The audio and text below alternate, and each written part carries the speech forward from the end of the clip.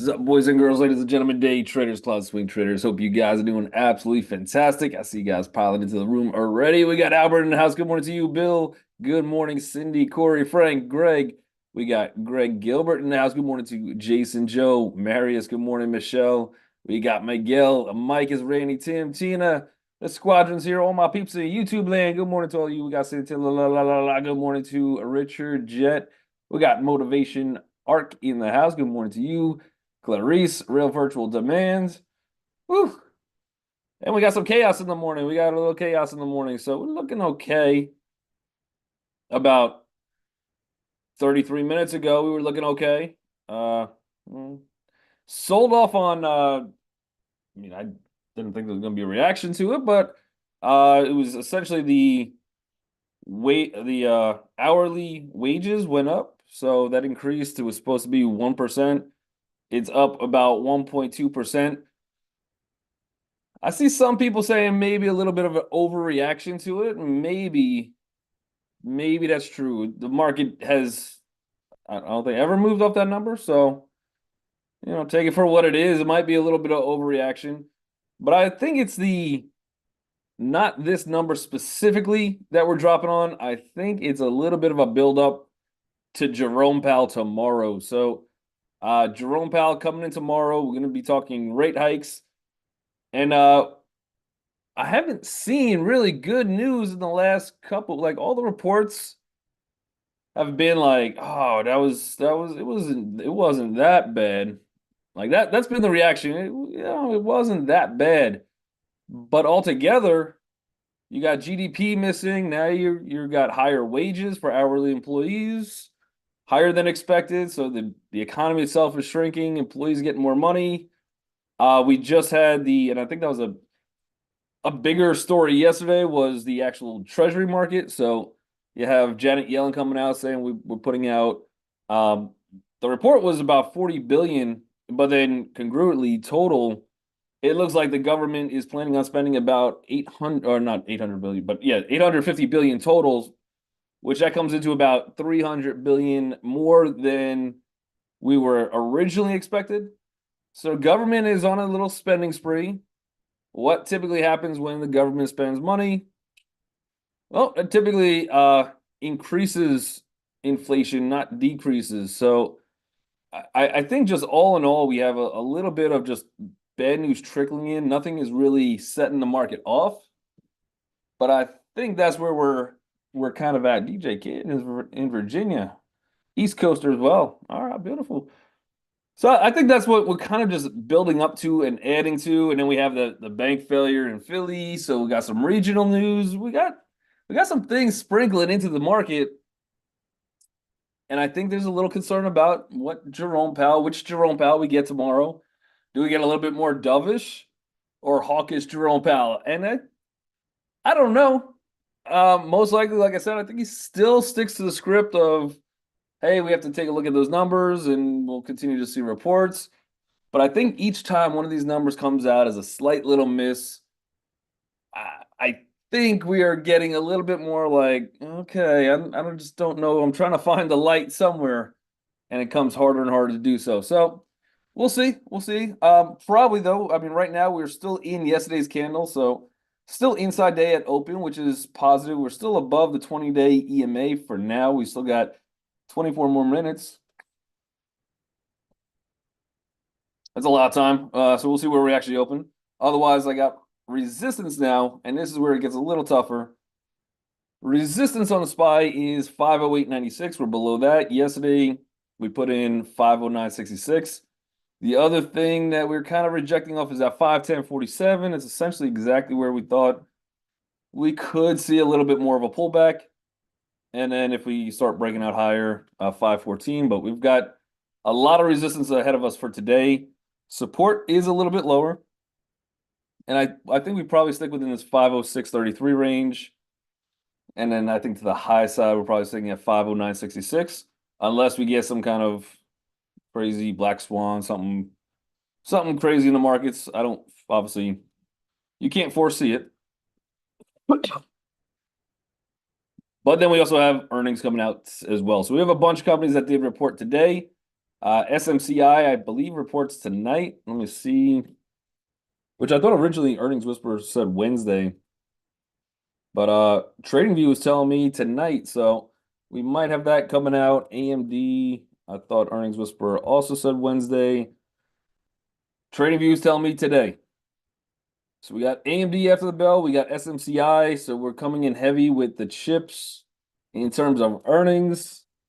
And if we miss some of those, that could get crazy. That could get a little crazy. High prices on food, outrageous. Yeah, food is not cheap. Mm-mm. And if we get into a food issue of any type, and those prices get jacked up even quicker. Again, Fed uses the CPI. Actually, they use PCE a little bit more for some reason. They'll probably depend more on those numbers, and then they look at the core numbers, which that takes out every essential thing that we need, and it just goes, well. But you can only fight the logic for so long, and we'll see. And again, I'm not bearish yet. I don't think we have to be bearish, but I would be a little cautious to the bull side. And if we can get through SMCI and maybe that lifts the market, we can get through AMD, that lifts the market. We still get that chip story. We can still stay up there. But if we start missing on some of those numbers, it can get a little bit ugly. Qs, we do have a gap down as well. Same thing, inside day from yesterday. A little bit higher than yesterday, and it looks like the aftermath of that crazy report. Initial reaction, pretty bearish. We dropped a decent amount so far. They're holding it. We are kind of flat. The one thing I would have concerns with is that drop pushed us below the VPOC, it pushed us below all of the volume zones, it pushes below all the moving averages. So for the way up, it does become a little bit tougher, and you might see some caution coming in today in the market. So I would be a little bit more to the bear side than to the bull side today, just as that we have a lot of resistance above us, and we kind of have to see which way that wants to go. We got the Qs though. Next support, if we're going to break down, I don't have anything until about 426.91. So maybe that could get a little bit ugly if some of those bulls want to lock in some gains. TLT. Bonds gapping down, but still in the range, looking for support somewhere around 88.29. We'll see what happens on that one. Let me know if you guys got tickers or stocks that you guys want to see. Real Virtual Demand says Bitcoin. Yeah, we'll cover that one. BTC USD. I saw crypto down, at least in the Coinbase account earlier today. For the overall general crypto market, we were saying we had an interesting hammer being built out yesterday. Maybe that could be a good location for some interested bulls. That was right at the 618. Today, so far, we've already broken that 618 decisively. We've come down, broken yesterday's attempted bullish kind of buying. And then we have support 61,293, and we're below that as well. So not great. We're bouncing right now at the moment off this one from all the way back on, I believe, what day is this? This is February 28th. Trying to hold that. We had some spots, areas down here where we did get bid up before. And then I do have a moving average right here, 59,994. So right around 60K would probably be the next stop, but I think we come down a little bit lower into that. I think that's a doable target. And if we start breaking through the 60K, the next stop on Bitcoin, probably about 57,425, closer to probably about 57,000. And then we'll see if I think there's a major support, probably around 52,365. So I think the trend is still leaning a little bit more bearish in the crypto space, especially if we cannot save it, but we're right at the edge of jumping. Jeff wants PayPal. We got Pro and AON as well. We'll take a look at those. Also Tesla first. Tesla just is like that game from the 80s. It's Pong, just back and forth. Goldman Sachs. Tempers investors' excitement on Tesla self-driving tech in China. Not yet an eyes-off unsupervised product. GS are clapping Elon today. So just calming down some of the news that self-driving in China is going to be as quick as Elon. We said that yesterday too. Elon's got the great ability to just speed everything up in his head, and then the government comes in and goes, I don't know if we trust just cars driving by themselves quite yet. So we consider the China news a directional positive, Delaney said in the research note. The anticipated growth in FSD software revenue over the long term had already been factored into Goldman Sachs valuation. So, all right, you got some of those bears coming back and just slapping Elon down a little bit more. The more notable thing about this one, again, the news kind of follows the charts in an odd, mysterious way.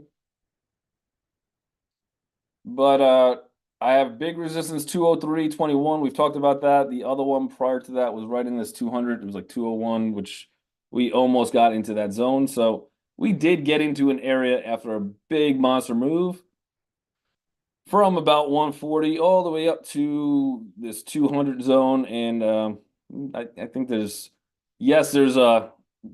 stories, and there's negative news starting to float back in and just kind of bouncing it out. But do I also think there's probably just some profit takers in here? I do.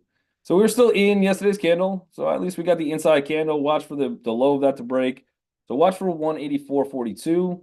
There is some also decent support at that zone. Otherwise, the next spot on this one probably takes us back to this 180, slightly under 179.71.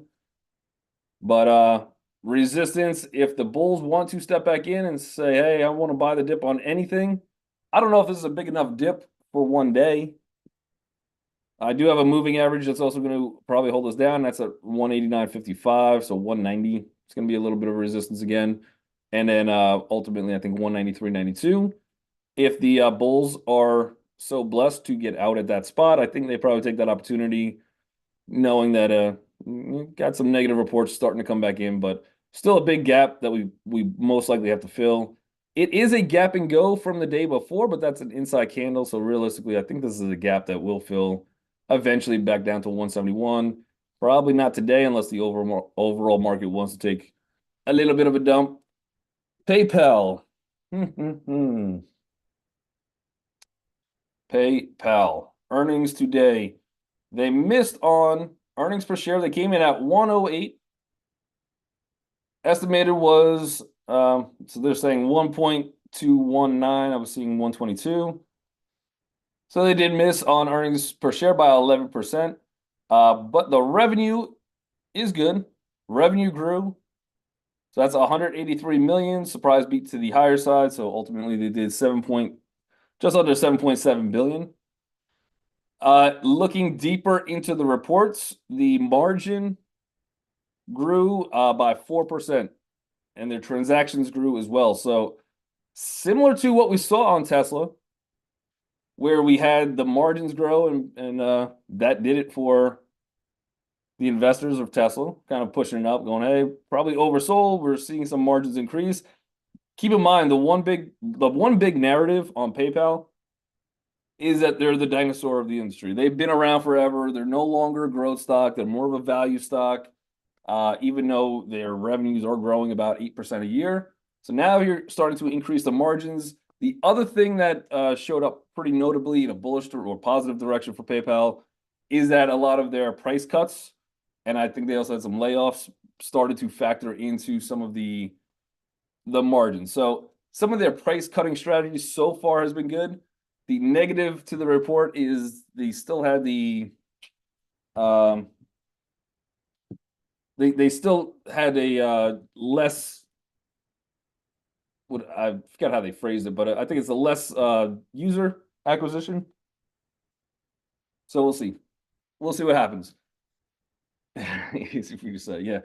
However, it wasn't really customer acquisitions. That's not the right wording. But essentially, the accounts that they have, they call them dead accounts, I think. So they had a little bit more dead accounts, not as many active users. I guess that's the better way to put it. But so okay, you have a couple non-active users, but the margin grew. So market's taking it positive. They were expected to do about $6 after earnings. So if you have short-term calls, you might see a little bit of gain, nothing too crazy though. And you're probably going to want to exit at the door for any gains that you could get because $6 from here should put us a little bit higher. We did get up to $72 at one point and started selling.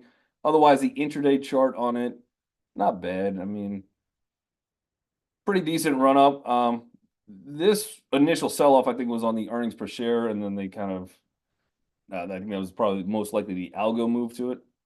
But otherwise, resistance for right now, I got VPOC at 71.08. So if we could recapture that, we're probably looking back to the highs of this pre-market move, 72.33.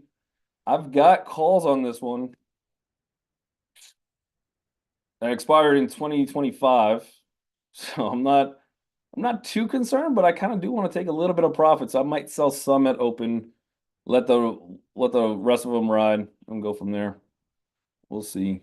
We got FRO, FRO, Frontline.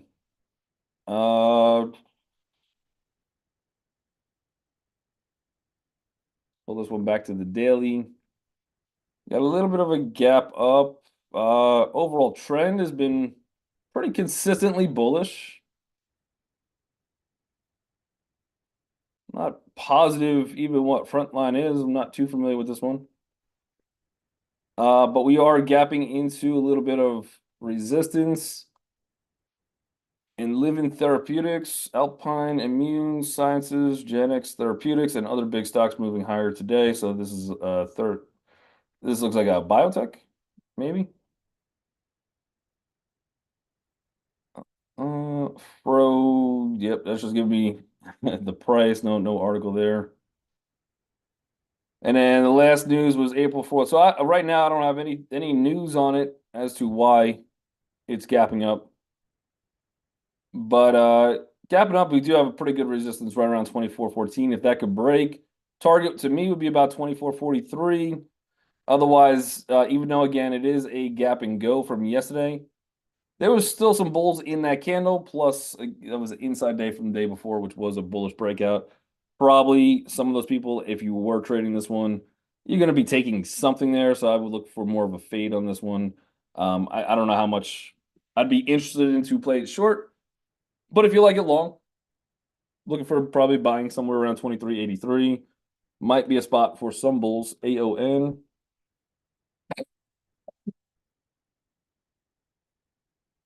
AON has a divvy coming out today.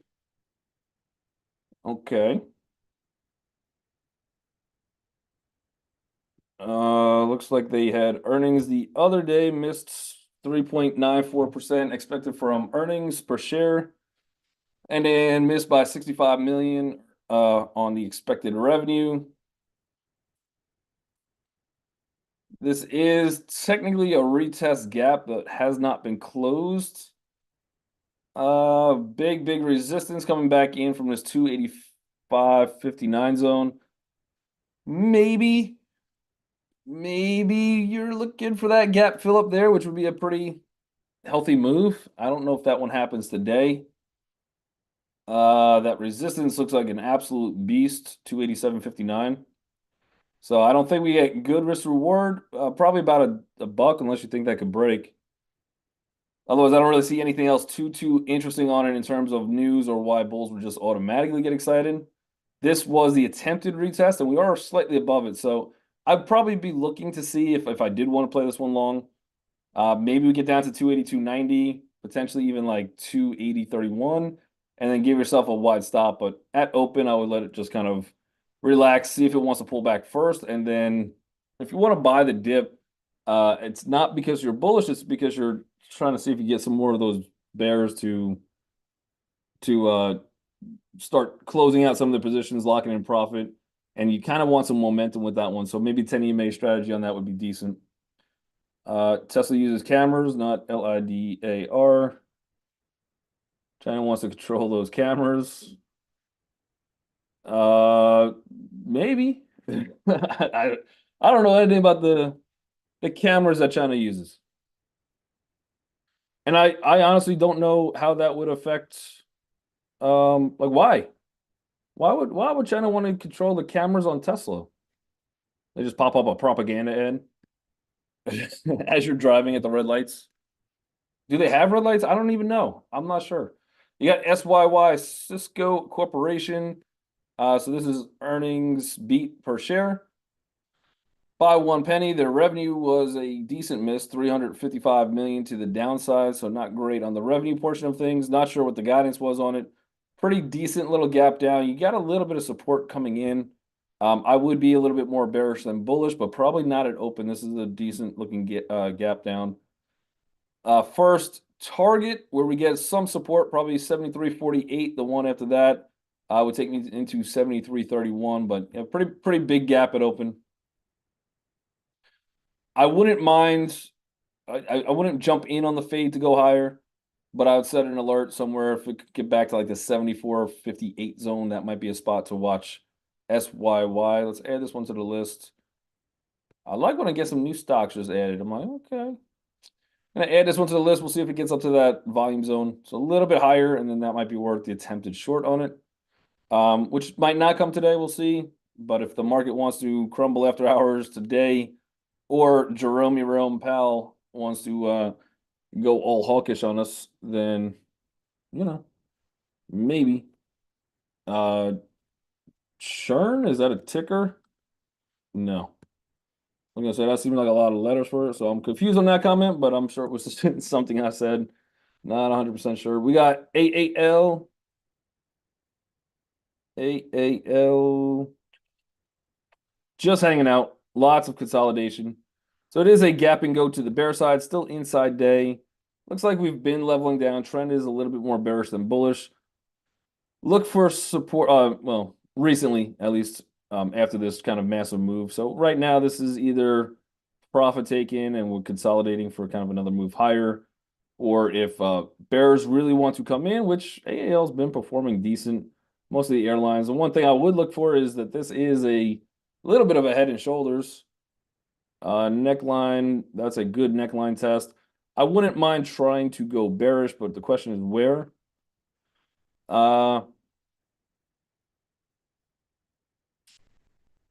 Right here, you're just under this dotted line, which is a longer term volume zone. So maybe somewhere close to open. I think you're putting a little too much risk on the table. You're right underneath that opening price from yesterday, so that could be good. I'm looking for targets to the downside, $13.64. The one after that, which I think we could definitely get to, is probably 13.38, and then all the way back to 13. So it's got some room to the downside. Maybe your stops are going to come into like 14.11 if you want to go bearish on it, but it is a bearish gap and go. You're just at that opening price. Wouldn't mind seeing this one actually come up higher, 13.95-ish, and then again, just get us probably a little higher stop on it.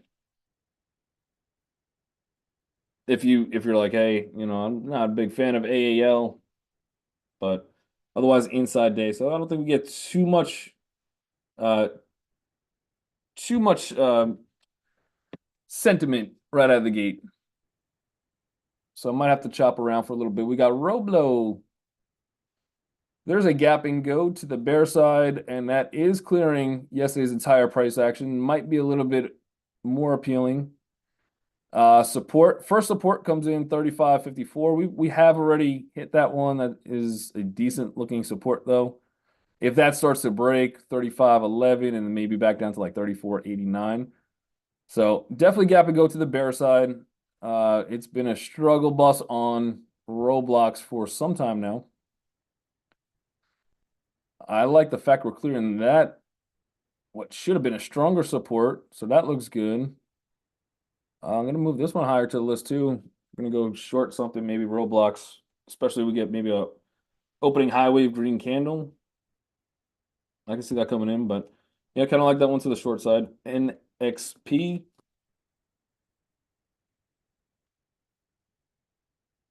NXP, Nuveen Select Tax-Free Income Portfolio. Try saying that 10 times fast. New V Select text. I couldn't even say half of it. That's crazy. Um, Tax-free income portfolio. I have absolutely no idea what this one is. Oh, NXPI. Okay. Okay. You change it around. You change it around. NXPI. But NXP I will definitely look into. I've never seen anything quite like that. How are you just doing tax-free income portfolios? Interesting. All right, they figured it out. NXPI. Yep. So this one, semiconductor off of earnings. They did come in with a nice little beat earnings per share by 5 cents, 1.7.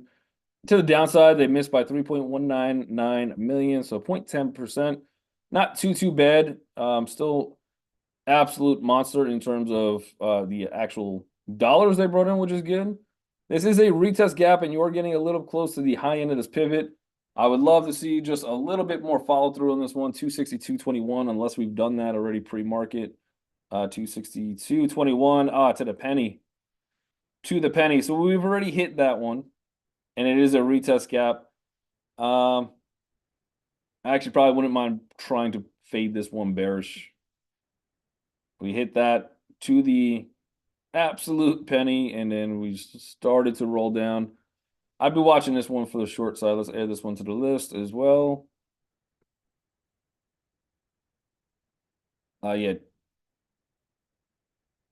What did I say? No, I said 260. Didn't I say 262.21? 261? I don't know. I don't know. Hold on. Let me read this. 261. Now I'm getting 261. 262.21. Where did we go?